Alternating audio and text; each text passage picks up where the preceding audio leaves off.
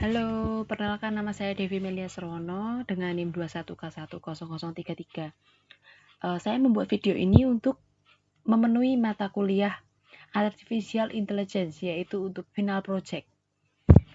Pada video kali ini, saya akan menjelaskan tentang Genetic Algorithm Learn and Implementation. Mari kita mulai saja. Nah, apa sih algoritma genetika? Algoritma genetika adalah metode komputasional yang terinspirasi dari teori evolusi dan seleksi alam dalam biologi. Algoritma ini digunakan untuk mencari solusi, perkiraan, atau mendekati solusi optimal dari masalah yang kompleks. Algoritma genetika menggunakan konsep-konsep evolusi biologi seperti seleksi alam, pewarisan genetik, crossover atau persilangan, dan mutasi untuk menciptakan populasi solusi yang semakin baik dari generasi ke generasi. Dan langkah-langkah umum nih dalam algoritma genetika. Yang pertama itu inisialisasi, yaitu membuat populasi awal secara acak atau menggunakan heuristik yang sesuai. Yang kedua, evaluasi fitness, menentukan nilai kecocokan atau fitness dari setiap individu dalam populasi. Yang ketiga, seleksi, yaitu memilih individu-individu yang memiliki fitness tinggi untuk dijadikan parent atau orang tua, atau individu yang berkontribusi pada generasi berikutnya. Yang keempat, crossover, yaitu menggabungkan material genetik dari dua orang tua yang dipilih sebelumnya untuk menciptakan keturunan baru. Nah, selanjutnya ini ada langkah-langkah umum dalam algoritma genetika, yaitu mutasi. Yang kelima, memperkenalkan perubahan acak pada individu-individu keturunan. Yang keenam, penggantian, menggantikan sebagian populasi lama dengan individu-individu keturunan yang baru dihasilkan. Yang ketujuh, yang terakhir, kriteria terminasi, yaitu menentukan kriteria berhenti untuk menggantikan algoritma. Selanjutnya, ini sedikit cuplikan. Algoritma genetika biasanya dipakai untuk menghasilkan solusi berkualitas tinggi untuk masalah optimasi dan masalah pencarian. Kita dapat menerapkan algoritma genetika untuk memecahkan berbagai masalah optimasi yang tidak cocok jika menggunakan algoritma optimasi standar. Kemudian algoritma ini didasarkan pada proses seleksi alamiah yang dikenal dengan proses evolusi. Dalam proses evolusi, individu yang bisa beradaptasi dengan lingkungan akan tetap bertahan hidup dan menghasilkan keturunan melalui proses pengembangbiakan dan melibatkan perubahan gen dari waktu ke waktu. Nah, ini nih keunggulan algoritma genetika.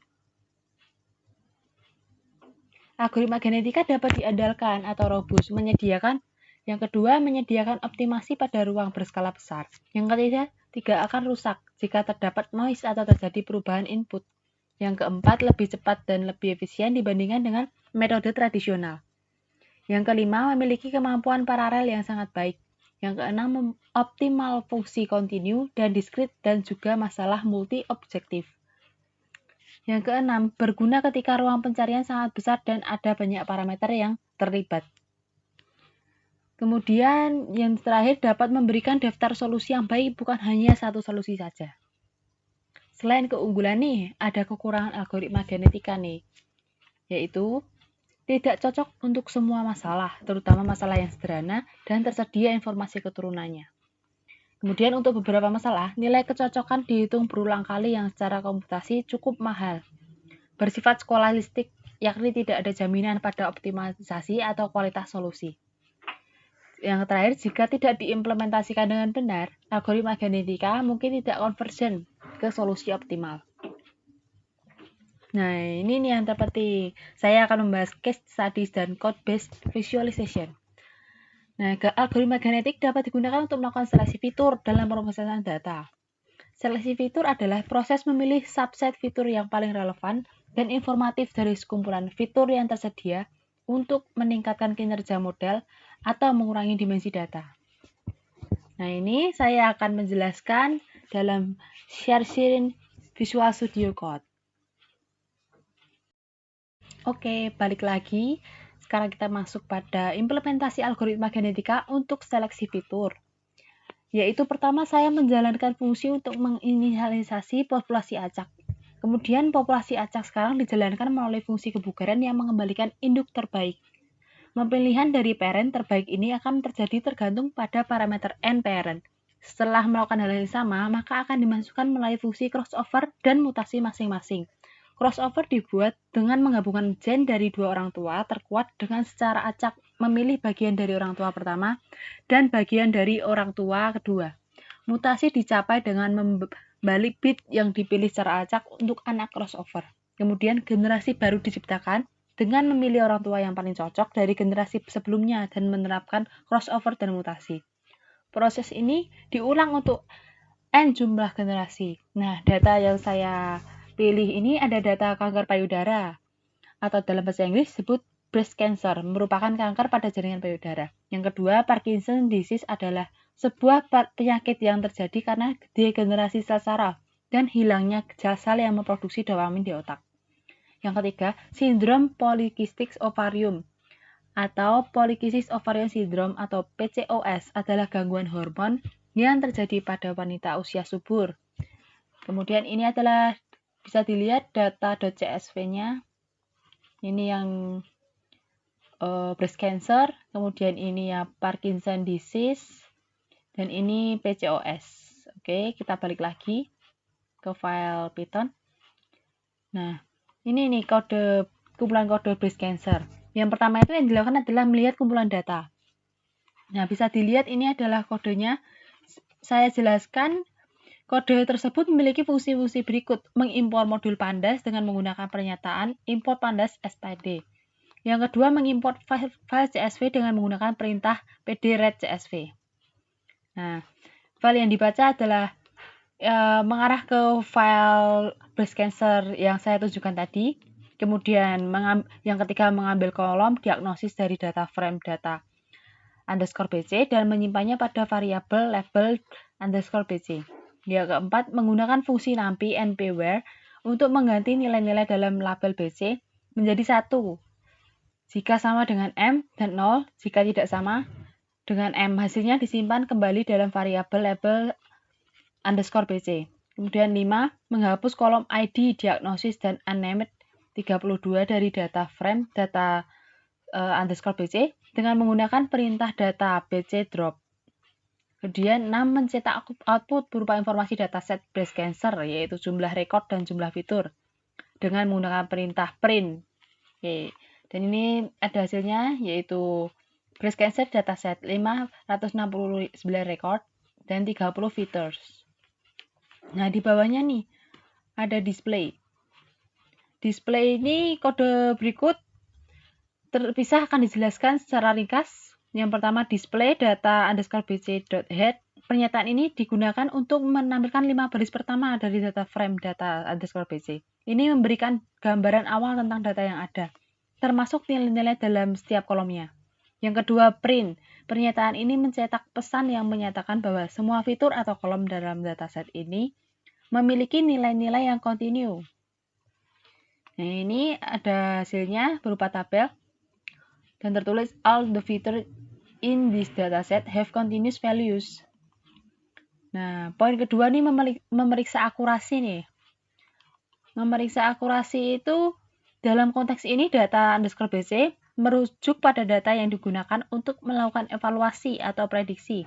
Sedangkan label underscore bc merujuk pada label atau jawaban sebenarnya yang terkait dengan data tersebut. Dan ini terdapat outputnya, data classifier, dan accuracy. Oke.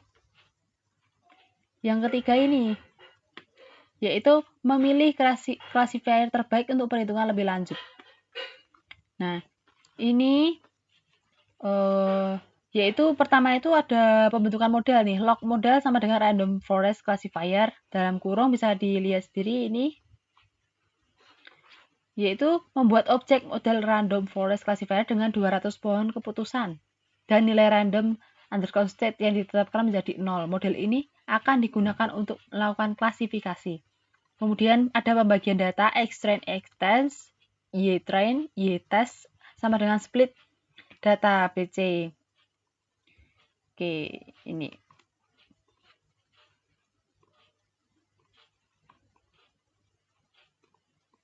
Ini ya. Nah, langkah ini membagi dataset menjadi data pelatihan, X-train dengan data pengujian X-test serta label pelatihan Y-train dan label pengujian Y-test. Pembagian ini berguna untuk melakukan pelatihan dan evaluasi model pada dataset yang berbeda. Kemudian ada generasi dan evaluasi. Di bagian kromo ini, oke, itu adalah bagian generasi dan evaluasinya. Nah, yang keempat ini, maaf ini poinnya belum saya ganti, jadi 4 seharusnya, yaitu plot dalam kurung skor BC 09.1.0 code. Nah, di dalam kode ini itu untuk menggunakan skor evaluasi yang disimpan pada variabel skor underscore BC. Singkatnya itu fungsi plot. Fungsi plot digunakan untuk membuat plot atau grafik berdasarkan data yang diberikan. Yang kedua, argumen pertama, score underscore BC, merupakan data skor evaluasi yang akan digunakan untuk membuat plot. Argumen kedua, 0.9 merupakan nilai batas bawah untuk sumbu Y. Y strip aksis dalam plot. Argumen ketiga, 1.0 merupakan nilai batas atas untuk sumbu Y. Y strip aksis dalam plot. Argumen keempat, C sama dengan gold, merupakan argumen opsional yang menentukan warna plot. Dalam hal ini, plot akan memiliki warna gold. Yang keenam, yang terakhir, dengan menggunakan kode ini, plot akan dibuat berdasarkan skor evaluasi yang diberikan dengan sumbu Y atau Y aksis berkisar antara 0.9 dan 1.0. Plot akan memiliki warna gold.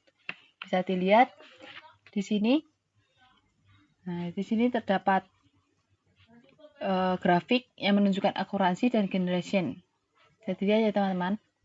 Nah, dari kode-kode yang sudah saya jelaskan ini berlaku sama ada dua dataset lainnya, yaitu Parkinson disease. Bisa dilihat.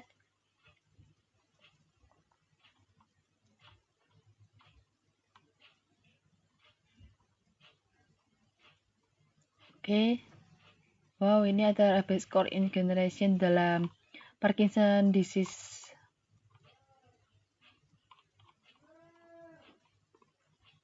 Kita bisa melihat peningkatan 5-7%. Kemudian ini visualisasinya.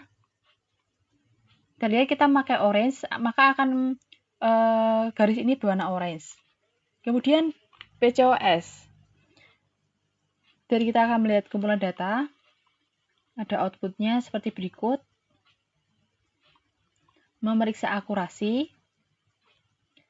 Memilih classifier terbaik untuk perhitungan lebih lanjut. Dan kita bisa melihat peningkatan 3-4%.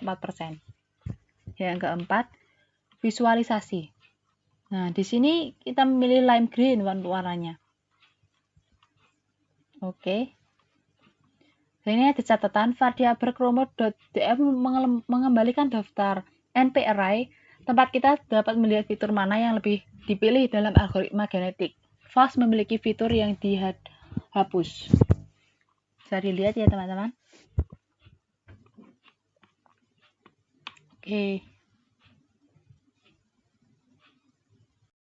Oke, gimana nih teman-teman penjelasanku tentang kode yang tadi saya jelaskan mengenai case studies dan code based visualization. Untuk seleksi fitur, bahwa genetik algoritma itu bisa digunakan nih untuk seleksi fitur seperti yang saya jelaskan tadi untuk menyeleksi data penyakit breast cancer, PCOS, dan Parkinson disease. Nah, di akhir kata saya akan menunjukkan kata-kata untuk kalian semua, yaitu ketika kita membuka pintu menuju masa depan, kecerdasan buatan akan menjadi mitra yang tidak tergantikan dalam mengatasi tantangan kompleks dan mewujudkan potensi manusia yang tidak terbatas. Terima kasih. Saya Dewi Melia Serwono dengan NIM 21K10033. Yang terhormat Pak Aji selaku dosen pengampu mata kuliah AI. Terima kasih sudah menonton video saya. Semoga video ini bermanfaat.